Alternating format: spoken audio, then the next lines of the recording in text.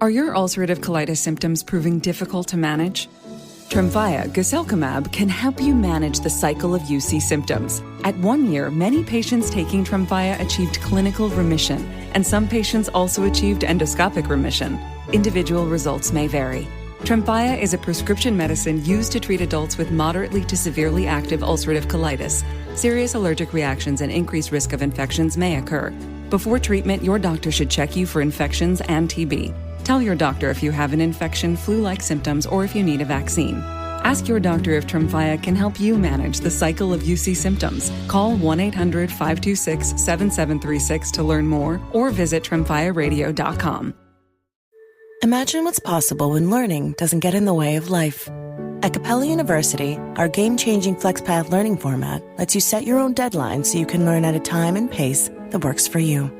It's an education you can tailor to your schedule. That means you don't have to put your life on hold to pursue your professional goals. Instead, enjoy learning your way and earn your degree without missing a beat.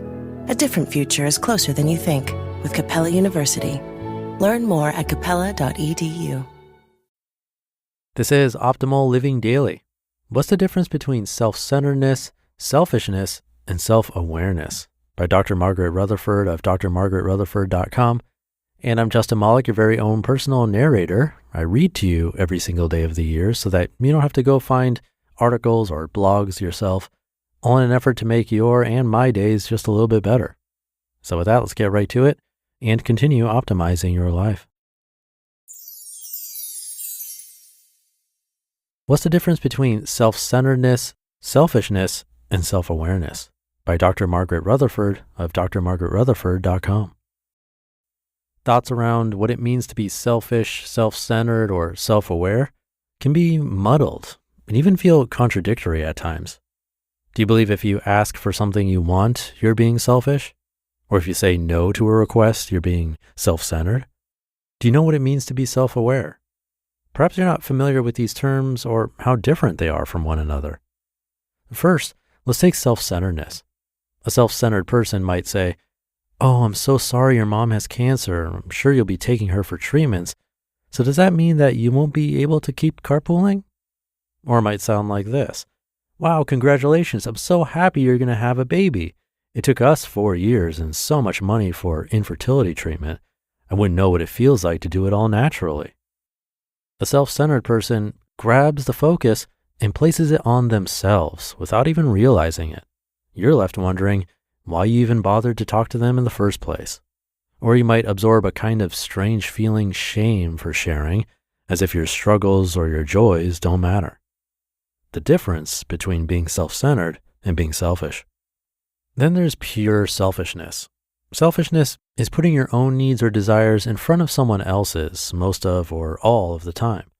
It's not an admirable trait and can make creating healthy relationships almost impossible. Yet being selfish has been targeted as such a huge personality or even character flaw that you may do everything you can not to appear selfish. So you don't speak your truth or your values, your wants or desires. Others around you can become so accustomed to your silence that they may either stop asking what you want or think or manipulate the reality that you don't, whether that manipulation is conscious or unconscious. Yet you can also label your silence, your lack of stating who you are and what you like, as humility, all the while growing more resentful. "Oh, I don't care what we do." If that's your generic response rather than what's true for you in that moment, it can breed resentment, which others will sense and perhaps label you as being passive-aggressive. How is self-awareness different? Being self-aware is a very different choice. My definition is simple. You keep in mind your own needs or wants and treat them with as much consideration as you treat the wants and needs of others. You know how you feel. You recognize what would be preferable to you, yet your needs don't always rise to the top of the needs and wants and time available, let's say as you plan your family's weekend. But they do sometimes, just like you put the wants and needs of others ahead of yours. We had a vacation mantra that we went by in my family. It's everybody's vacation. So we'd all say what meant the most to us to experience, both as individuals and as a family, and we planned as best we could to make that happen. is this confusion a part of perfectly hidden depression? If you struggle with perfectly hidden depression, you may not know the difference between selfishness and self-awareness. You might not have been taught or treated as if your childhood needs and wants were even significant. The following might be along the lines of what you heard or absorbed. You need to call and tell your friends your birthday party is off. Mommy's tired. Nobody asked you for your opinion. Keep your thoughts to yourself.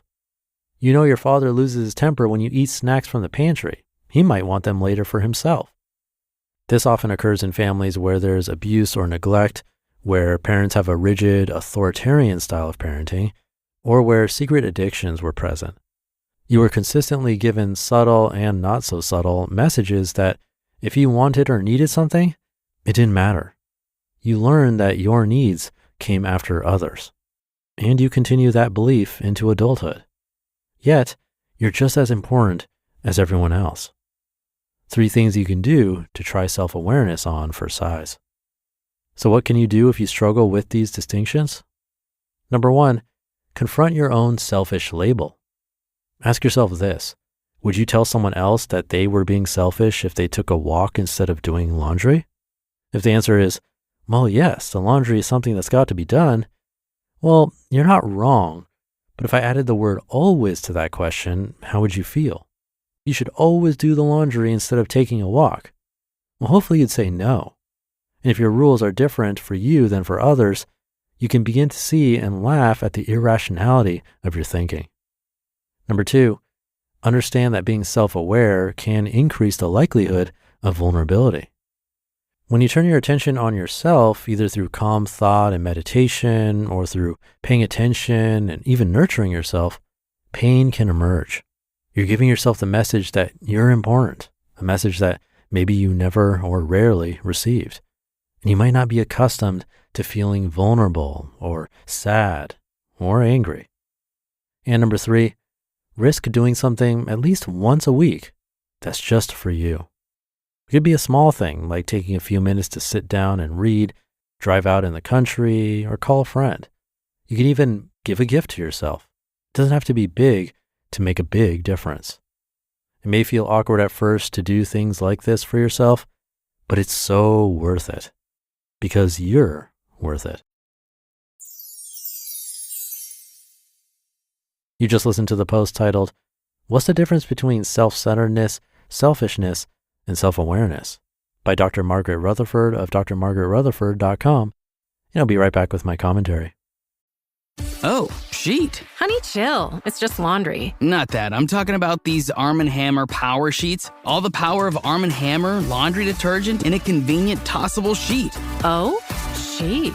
That's what I'm saying. And Arm & Hammer Power Sheets deliver an effective clean at a great price. Think of all the laundry we'll do. And all the money we'll save. Oh, sheet. Arm & Hammer, more power to you. This episode is brought to you by Indeed. When your computer breaks, you don't wait for it to magically start working again. You fix the problem. So why wait to hire the people your company desperately needs? Use Indeed's sponsored jobs to hire top talent fast. And even better, you only pay for results. There's no need to wait. Speed up your hiring with a $75 sponsored job credit at Indeed.com/podcast. Terms and conditions apply. Thank you to Dr. Margaret.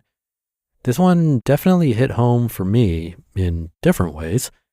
That part about how we might stay silent about our own needs and label it as humility, that really resonated with me. I can definitely think of times in my own life where I've said, nah, I don't care what we do, when actually I did have some kind of preference, but didn't want to seem selfish and simply thought others had stronger opinions. I wanted to make them comfortable or happy. And then, of course, that little seed of resentment can grow. It's really easy to pour everything into work and other people and then wonder why we're feeling burnt out or resentful. Finding that balance between caring for others and caring for ourselves is tricky, but definitely important. I love that family vacation mantra she mentioned. It's everybody's vacation. That's such a great way to frame it, acknowledging that everyone's needs and wants matter, including our own. I'm going to make an effort to think about that next time. Hopefully you can too. But I'll leave it there for today. Have a great weekend. Thank you for being here, and I'll see you tomorrow, where your optimal life awaits.